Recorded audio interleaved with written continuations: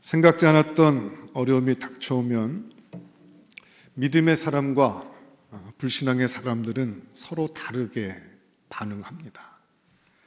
불신앙의 사람들은 불평과 원망부터 합니다. 그리고 어떻게? 라고 묻습니다. 어떻게 이런 일이 나에게 일어날 수 있느냐? 어떻게 이 문제를 해결하냐? 라고 말합니다. 그러나 믿음의 사람들은 어떻게? 라고 묻지 않습니다. 대신 왜? 라고 묻습니다. 그 문제를 하나님 앞으로 가지고 나가 왜 이런 문제가 생겨나게 되었는지, 하나님의 뜻과 계획은 무엇인지를 묻습니다. 믿음의 사람들에게 있어서는 그 문제를 해결하는 것보다 그 일을 향한 하나님의 뜻과 계획이 더 중요합니다.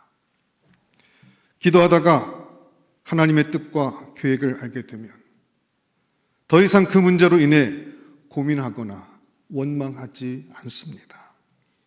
하나님의 계획을 알았기 때문입니다. 문제가 좀 늦어져도 상관없습니다. 아니, 해결되지 않고 그대로 있어도 상관없습니다. 하나님의 계획이 분명하다면 결국에는 하나님이 가장 좋게 만들어 줄 것이기 때문입니다. 그렇기 때문에 믿음의 사람이었던 사도 바울은 자신의 질병이 낫지 않아도 오히려 하나님께 감사했고, 하박국 선지자는 나라가 바벨론에 망할 것을 분명히 알았음에도 불구하고 오히려 구원의 하나님을 찬송했습니다. 믿음의 사람들은 한결같이 문제 앞에서, 위기 앞에서 믿음을 발휘하여 결국에는 승리하게 되었습니다. 가끔 우리 예수를 믿는다고 하는 성도들 가운데 맨날 큰일 났다라고 하면서 호들갑을 떠는 분들이 더러 있습니다. 실제로는 별로 큰일도 아닌데 믿음이 없으니까 큰일같이 보이는 것입니다. 여러분, 베드로 아시죠? 처음 베드로가 예수님을 따라다닐 때 그는 염려와 걱정이 많은 사람이었습니다. 한 번은 예수님과 함께 배를 타고 바다를 건너는데 갑자기 큰 풍랑이 일었습니다. 이때 베드로는 얼마나 호들갑을 떨었는지 고물에서 주무시고 계시는 예수님을 깨우면서 우리가 죽게 된 것을 돌아보지 아니하시나이까? 라고 하면서 호들갑을 떨었습니다. 그런 베드로가 오순절날 성령 체험을 하고 난 이후 그는 믿음의 사람이 되었습니다. 그 베드로가 어떻게 변했는지 아십니까? 사도행전 12장에 보면 같은 동료 야고보는 잡혀서 죽임을 당하고 베드로 자신도 감옥에 갇혔습니다. 내일이면 베드로는 끌려가서 순교를 당해야 합니다. 그런데 바로 그 전날 밤에 베드로는 깊이 잠이 들었습니다. 얼마나 깊이 잠들었는지 천사가 와서 쳐서 깨웠다고 합니다. 죽음을 앞두고 있으면서 너무 당당합니다. 저는 베드로의 이런 모습을 보면서 이것이 성도들의 모습이라고 생각했습니다. 정말 하나님의 능력을 믿는다면 우리들은 당황할 필요 없습니다. 경제적인 위기가 찾아오고 취업, 사업에 문제가 올 수 있습니다. 이때도 모든 것을 협력하여 선을 이루시는 하나님을 믿어야 합니다. 하나님은 우리를 향해 완전한 축복의 계획을 세우셨습니다. 삶의 어려움이 닥쳐오거나 실패가 엄습해와도 그것은 과정에 불과합니다. 결국 하나님은 축복의 문을 우리를 위해 열어주실 것입니다. 한 어촌 마을에 고기잡이 나간 배가 있는데 밤이 늦도록 돌아오질 않습니다. 얼마나 걱정이 되겠습니까? 한 집, 두 집 걱정하니까 온 동네 사람들이 함께 걱정을 합니다. 그런데 이런 형편의 설상가상으로 어느 집 아이가 촛불을 넘어뜨려 한 집에 불이 났습니다. 동네 사람들은 불 끄랴, 돌아오지 않는 배를 염려하랴 너무 당황하고 있었습니다. 남편은 풍랑으로 돌아오지 않고 가재도구는 다 불탔지요. 얼마나 가혹한 시련입니까? 그러다가 아침을 맞았습니다. 아침이 되어서야 그렇게 고대했던 배가 돌아왔습니다. 배 탄 사람들이 이렇게 말합니다. 어젯밤 풍랑 속에서 이 배가 방향을 잡지 못하고 방황하고 있었는데 갑자기 육지에서 큰 불길이 올라와 그 불길을 보고 향로를 바로 잡을 수 있었습니다. 여러분 보십시오. 이 집에 났던 불이 재앙이었습니까? 구원의 등불이었습니까? 집에 불이 나지 않으면 가장을 잃었을 것입니다. 우리는 사건을 잘 보아야 됩니다. 한쪽 면만 보고 하나님이 계신가 안 계신가, 하나님이 나를 버린 증거다, 이렇게 말해서는 안 된다는 것입니다. 오늘 본문에 보면 하나님은 이스라엘 백성들을 애굽에서 가나안까지 일주일이면 갈 수 있는 해변길로 인도하지 않고 광야길로 인도하셨는데 그 광야길 중에서도 홍해 쪽으로 방향을 틀게 했습니다. 오늘 본문 1절과 2절을 보면 이렇게 말씀하십니다.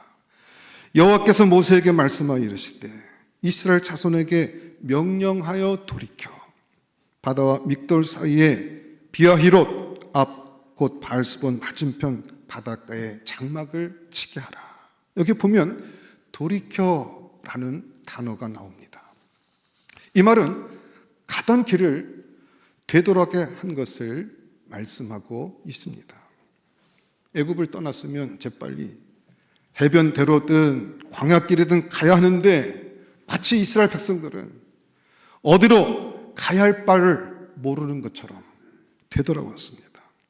더군다나 하나님은 양쪽에는 두 산이 있고 반대쪽에는 바다가 가로놓여 있는 그런 곳으로 인도하시고는 그곳에 장막을 치게 한 것입니다.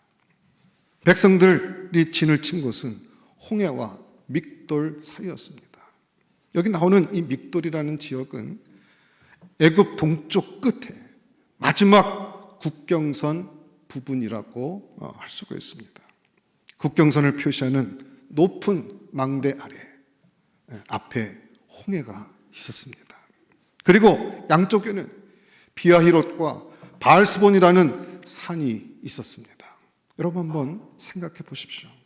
양쪽에는 산이 있고 앞에는 바다, 그리고 뒤에는 애굽 군대가 있습니다. 그런 곳으로 하나님께서 이스라엘 백성들을 인도하셨던 것입니다. 이것은 애굽 왕 바로가 볼 때도 이해가 되지 않는 것이었습니다. 그래서 그는 3절에 보면 이렇게 얘기를 합니다. 그들이 그 땅에서 멀리 떠나 광야에 갇힌 바 되었다. 여기 나오는 멀리 떠나라는 말은 제가 볼 때는 번역이 조금 미흡한 것 같습니다. 그 원어를 살펴보게 되면 이 말은 혼란되었다라는 그런 뜻입니다. 이스라엘 백성들이 어디로 가야 할지를 모르고 혼란 가운데 빠졌다는 말입니다. 바로가 판단할 때 이스라엘 백성들이 잘못 가도 한참 잘못 간 것입니다. 스스로 무덤을 판 것입니다. 특히 2절에 보면 의미심장한 두 개의 지명 이름이 나오고 있습니다. 하나는 비아히롯이고 다른 하나는 바알스본이라는 곳입니다. 비아히롯이라는 말은 구출이라는 뜻을 가지고 있습니다. 노임을 받다, 이런 뜻입니다. 그리고 바알스본은 말 그대로 바알이 내려다보고 있다라는 뜻입니다. 하나님의 구출을 받든지 아니면 바알 우상 앞에 항복을 해버리든지 그런 절대적인 위기를 이스라엘은 만났던 것입니다. 하나님이 구원해 주시지 않으면 다시금 옛날 우상 섬기던 자리로 돌아갈 수밖에 없는 그런 위기 상황에 이스라엘 백성들이 갇히게 되었다는 말입니다. 여러분, 우리가 살다 보면 우리 삶 속에도 이런 코너에 몰리는 경험을 할 때가 있습니다. 앞으로 가자니 홍해입니다. 양쪽은 산이고 뒤에는 애굽입니다. 그렇다고 애굽으로 되돌아갈 수는 없습니다. 사업 때문에 코너에 몰린 사람도 있고, 인간관계 때문에 코너에 몰린 사람도 있습니다. 어떤 사람은 질병의 문제 때문에 막다른 골목에 갇힐 수도 있습니다. 이때 우리는 어떻게 해야 될까요? 앞에는 홍해가 넘실거리고 있고, 양옆에는 산이 버티고 있고, 뒤는 애굽 군대가 쫓아오는 그와 같은 그 코너에 몰린 그와 같은 상황에 이르게 됐을 때 우리는 어떻게 해야 합니까? 오늘 본문을 통해서 우리는 하나님께서 어떻게 행할 것을 우리 가운데 말씀하고 있습니다. 먼저 우리는 본문을 통해서 이스라엘 백성이 이 사면 초가의 자리에 서게 된 데는 하나님의 계획이 있었다는 사실을 먼저 우리는 알아야 합니다. 여러분, 우연히 이스라엘 백성들이 이 홍해 앞에 오게 된 것은 아닙니다. 어쩌다 보니까, 그냥 지내다 보니까 그곳에 이르게 된 것이 결코 아니라는 것입니다. 2절에 나오는 명령하여 돌이켜라는 말은 하나님께서 의도적으로 이스라엘의 진행 방향을 바꾸어서 홍해 바닷가로 오게 하셨다고 하는 것입니다. 그리고 3절부터 5절을 보게 되면 하나님은 이번에는 바로 왕을 찾아갑니다. 이스라엘 백성들이 저 나일의 계곡 홍해 앞에 갇히게 되었다는 사실을 신하로부터 보고 받을 때 하나님은 바로의 마음을 완악하게 합니다. 8절에 보면 똑같은 표현이 나오고 있습니다. 여호와께서 애굽 왕 바로의 마음을 완악하게 하셨으므로, 하나님께서 이 바로의 마음을 완악하게 하셨다는 사실을, 또 이것을 잘 이해해야 합니다. 원래 바로가 온유하고 겸손했는데 갑자기 하나님께서 그 심령을 붙들어서 완악하게 만들었다, 그런 표현이 아니에요. 그는 본래부터 완악했고 강팍했는데 그 완악한 마음 그대로 내버려 두시고, 마음이 더욱 완악해진 바로는 이제 그 이스라엘을 뒤쫓아가기로 결정을 했다는 것입니다. 안 그래도 바로와 그의 신하들은 이스라엘을 내보낸 것에 대해서 후회하고 있었습니다. 5절을 보면 그들은 우리가 어찌 이같이 하여 이스라엘을 우리를 섬김에서 놓아 보냈었는가 라고 그들은 후회하고 있었습니다. 그래서 그들은 이스라엘 백성들이 혼돈 속에 빠졌다는 소식을 듣자 선멸된 병거 600대와 애굽의 모든 병거를 다 동원해서 이스라엘을 추격하기로 한 것입니다. 이 선멸된 병거 600대라는 것은 일종의 바로의 친위대입니다. 최고의 무공을 자랑하는 군인들을 총동원해서 이스라엘을 뒤쫓기 시작합니다. 아마 바로는 너희들 이제는 다 끝났다라고 생각했는지도 모릅니다. 그런데 여러분, 우리가 여기서 분명히 알아야 합니다. 이스라엘 백성들을 돌이켜서 홍해 앞에 갇히게 하신 분이 바로 하나님이십니다. 그리고 바로의 마음을 완악하게 해서 이스라엘을 뒤쫓게 하신 분도 하나님이십니다. 여러분 보십시오. 성경이 지금 말씀하고 있는 것은 분명합니다. 홍해 사건은 하나님이 의도하신 것입니다. 하나님이 꾸미신 일입니다. 줄거리를 쓰고 연출하신 분이 바로 하나님 그분이시라고 우리 가운데 말씀하고 있는 것입니다. 왜 그러셨을까요? 우리는 두 가지 사실을 생각할 수 있습니다. 하나는 하나님을 반역했던 애굽 땅과 바로 왕에 대한 하나님의 마지막 심판이었습니다. 하나님을 반역하고 하나님의 종 모세를 대적하고 하나님의 백성을 볼모로 잡았던 애굽 땅과 바로 왕을 하나님은 심판하셨다는 것입니다. 그들을 심판하기 위해서 하나님은 홍해로 애굽의 최고의 군사와 무기들을 총집합시켜 놓고 흔적도 없이 물속으로 사라지게 하신 것입니다. 여러분, 이것은 하나님의 심판 계획이었습니다. 하나님을 거역한 인생들, 하나님의 종을 또 배역했던 사람들, 하나님의 백성들을 그렇게 괴롭혔던 그들을 하나님은 심판하신다고 말씀하십니다.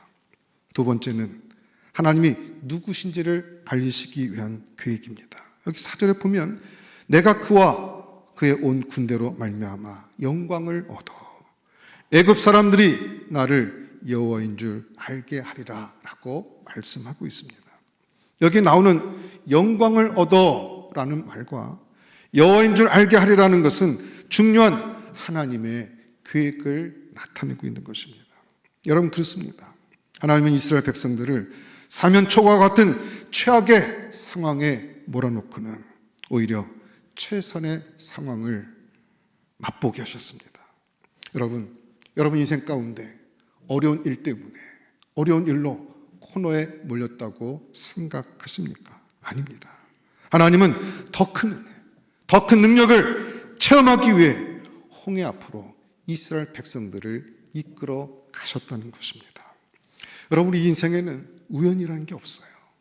그냥 어쩌다 보니까 이 힘든 상황 가운데 왔으려니 생각하지만 그렇지 않습니다. 하나님께서 붙들고 계시고 하나님께서 우리 인생 가운데 모든 것들을, 심지어는 이와 같이 코너에 몰리는 그 순간에도 하나님은 필연으로 우리 모든 인생을 붙들고 계신다는 것입니다. 두 번째 우리가 봐야 할 것은 홍해 앞에 선 모세와 이스라엘 백성들의 반응입니다. 믿음의 사람 모세와 믿음이 없었던 이스라엘 백성들의 반응이 서로 달랐습니다. 우선 이스라엘 백성들의 반응을 보시겠습니다. 우리 한번 10절 말씀 한번 같이 한번 읽어볼까요? 우리 본문 10절 말씀 한번 같이 한번 큰 목소리로 합독해서 읽어보겠습니다. 시작. 바로가 가까이 올 때 이스라엘 자손이 눈을 들어 본즉 애굽 사람들이 자기들 뒤에 이른지라 이스라엘 자손이 심히 두려워하여 여호와께 부르짖고. 이스라엘 백성들은 두려워했습니다. 그리고 부르짖었습니다. 근데 이 부르짖음은 우리가 보통 말하는 기도를 말하는 것이 아니라 원망과 불평의 부르짖음이었습니다. 또 11절 12절에 보면 그들은 모세를 향해서 이렇게 말을 합니다. 눈으로 한번 따라와 보시기 바랍니다. 제가 읽겠습니다. 애굽에 매장지가 없어서 당신이 우리를 이끌어내어 이 광야에서 죽게 하느냐? 어찌하여 당신이 우리를 애굽에서 이끌어내어 우리에게 이같이 하느냐? 우리가 애굽에서 당신에게 이른 말이 이것이 아니냐? 이르기를 우리를 내버려 두라. 우리가 애굽 사람을 섬길 것이라 하지 아니하더냐? 애굽 사람을 섬기는 것이 광야에서 죽는 것보다 낫겠노라. 여러분 보십시오. 믿음이 없는 사람들은 문제가 생기면 제일 먼저 비난할 대상을 찾습니다. 그래서 이스라엘 백성들은 하나님께 원망 섞인 말로 부르짖고 지도자였던 모세를 비난합니다. 사실 6월절 이후 이스라엘 백성들이 애굽에서 나올 때만 해도 이렇지 않았습니다. 오히려 담대한 모습을 그들은 지니고 있었습니다. 8절 한번 보세요. 그 8절 끝에 이스라엘 자손이 담대히 나갔으므로 그렇게 기록합니다. 그러나 막상 현실의 문제 앞에 서자 믿음이 없는 이스라엘 백성들은 그 마음이 흔들리기 시작했고 원망하고 불평하기 시작했습니다. 어쩌면 이런 이스라엘 백성들의 모습은 우리의 모습처럼 생각되어집니다.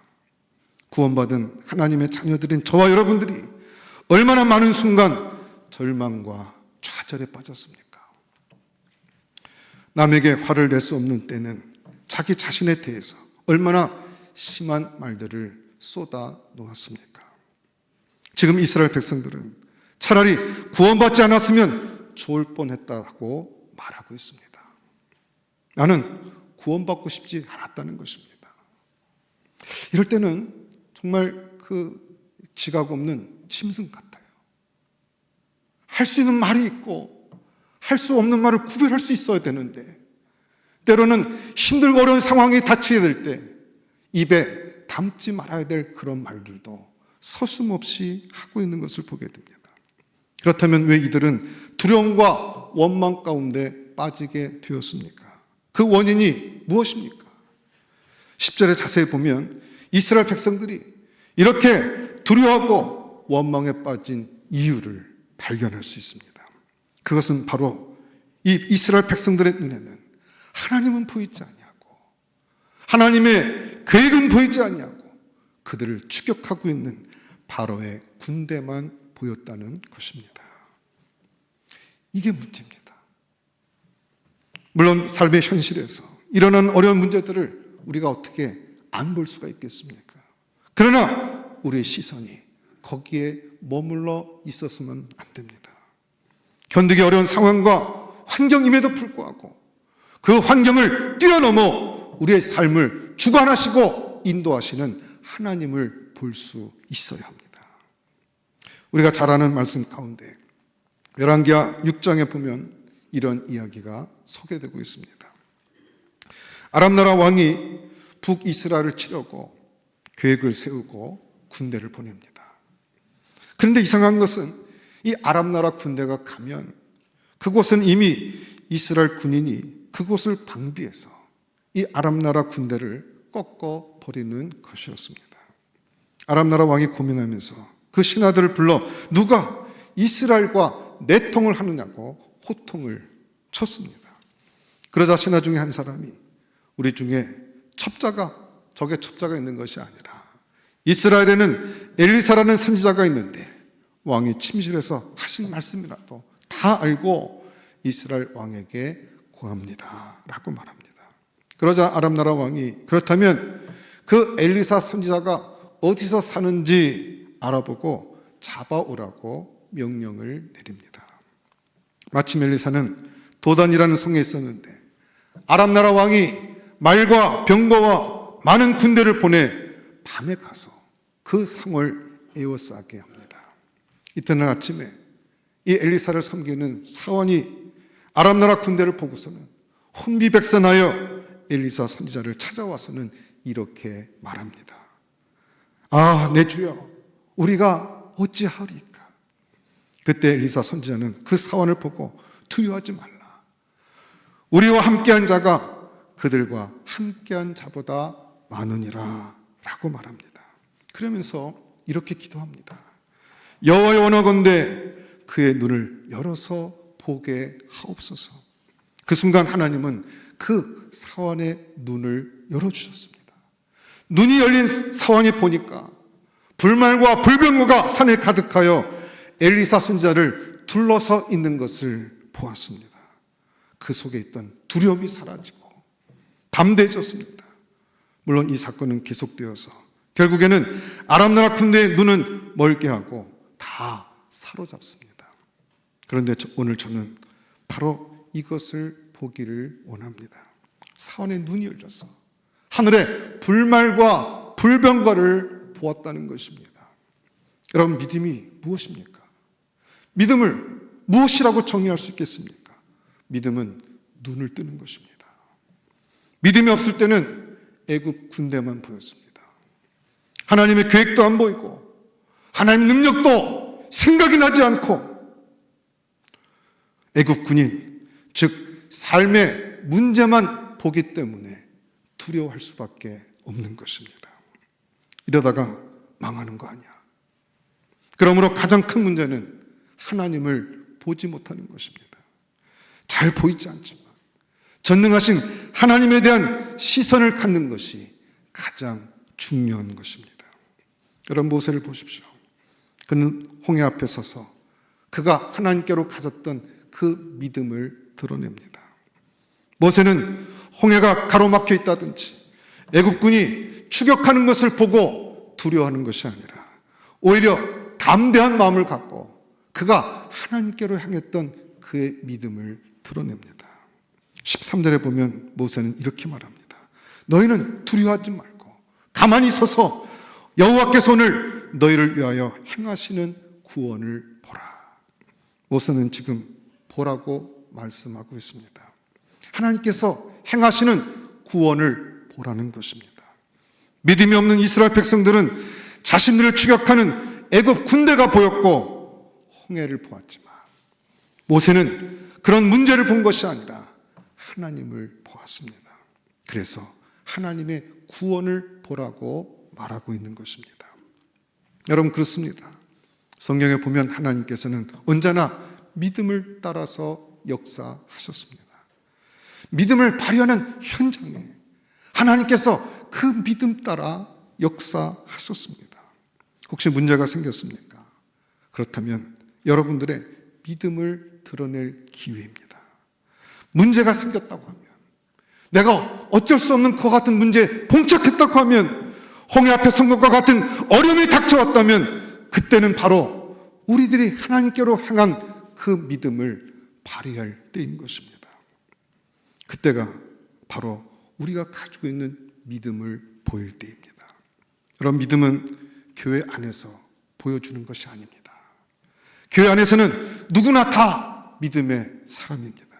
문제 앞에서, 위기 앞에서, 그 삶의 현장에 가장 힘들고 어려운 그 순간에 바로 그 자리에서 하나님께로 향한 믿음을 나타내 보여야 한다는 것입니다.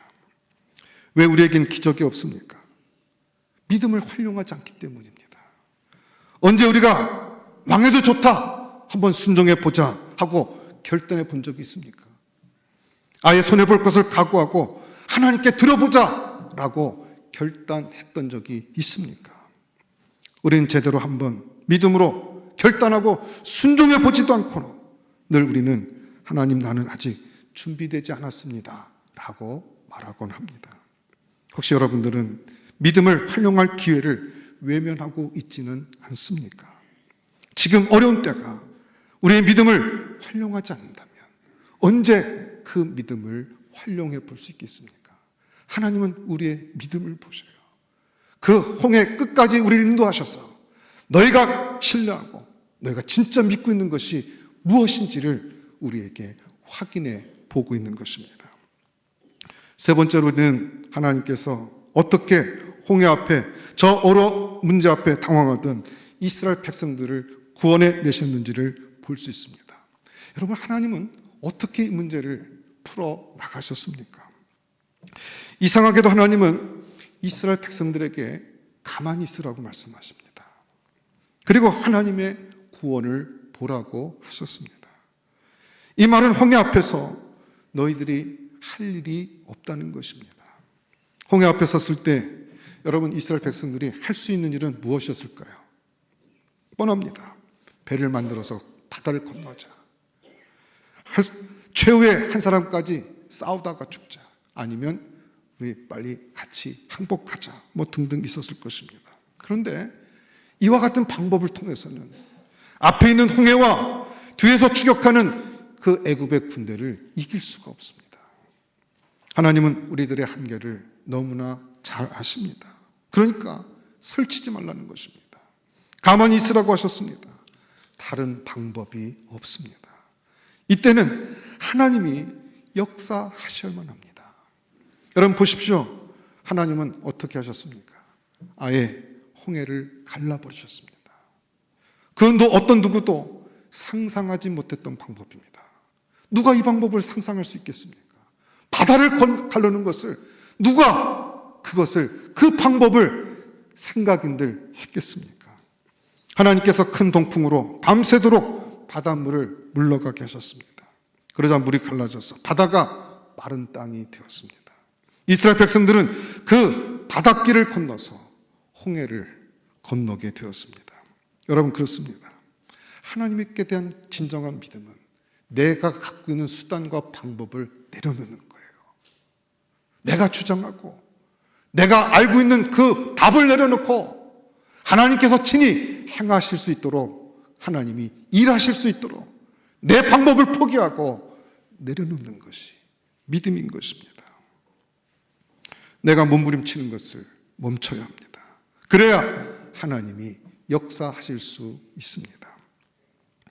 오래전 어떤 청년이 이번 여름에 자신이 수영을 배웠다고 말했습니다. 지금까지 수영을 배우려고 얼마나 애를 썼는지 모른다고 합니다. 그런데 이상하게도 물에서 뜨려고 애를 쓰면 쓸수록 자꾸 몸이 물속으로 들어간다는 거예요. 물에 안 빠지려고 고개를 빳빳이 세우면 세울수록 점점 몸은 물속으로 빠져들고, 그래서 아예 모르겠다라고 생각하고는 물속에 고개를 쳐박았더니 몸이 물에서 뜨더랍니다. 옆에 있는 사람이 말하기를 그냥 가만히 있으면 되니까 힘 좀 빼고 몸 좀 물에다 맡겨라 하길래 그렇게 했더니 수영을 하게 되었다는 것입니다. 가만히 있으라.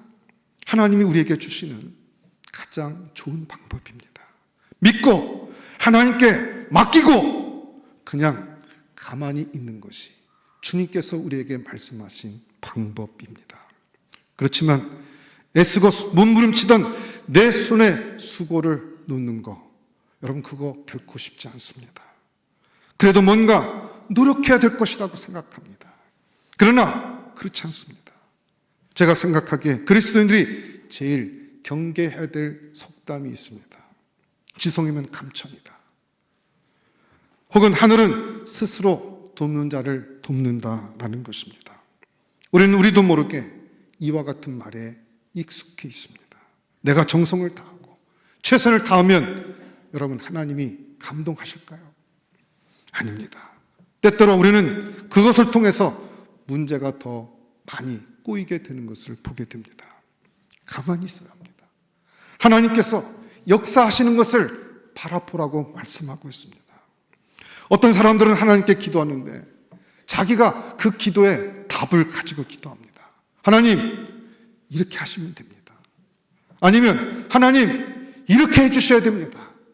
아마 하나님이 혼자 다 해먹으라고 말하실지도 모르겠습니다.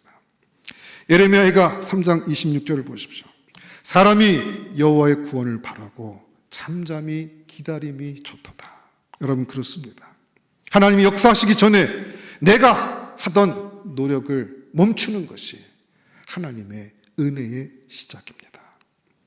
혹시 앞에는 홍해요, 양쪽은 산이요, 그리고 뒤에는 애국 군대가 추격하는 것 같은 어려움이 닥쳐왔습니까? 그렇다면 그 순간 여러분의 믿음을 발휘할 때입니다. 눈에 보이지 않아도 하나님께서 나와 함께 계심을 믿고, 그리고 내가 나서서 그 문제를 해결해 보려고 하지 않고 가만히 서서 하나님께서 행하시는 것을 바라보십시오. 그러면 우리가 상상하지 못했던 방법으로, 내가 기대하지 않았던 그런 놀라운 방법으로 하나님은 하나님의 구원의 역사를 우리 가운데 행하실 것입니다. 우리가 노력했던, 또 내가 할 수 있다고 생각하는 것들을 내려놓고 오직 하나님의 구원을 잠잠히 바라보며 정말 우리의 기대에 크게 넘치는 그와 같은 은혜로 응답하시는 그 하나님을 경험하며 살아가는 믿음의 종들 다 될 수 있기를 주의 이름으로 축원합니다. 기도하겠습니다. 하나님 감사합니다.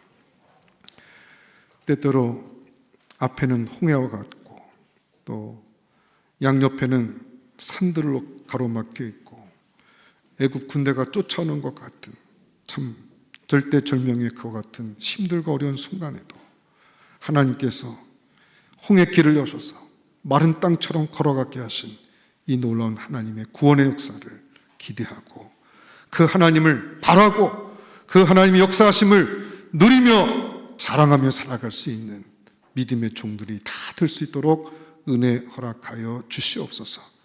우리 인생 가운데 우리가 해결할 수 없는 여러 가지 문제를 만날 그때도 원망하거나 좌절하지 아니하고 하나님을 바라볼 수 있는 믿음의 종들이 될 수 있도록 은혜 허락하여 주시옵소서.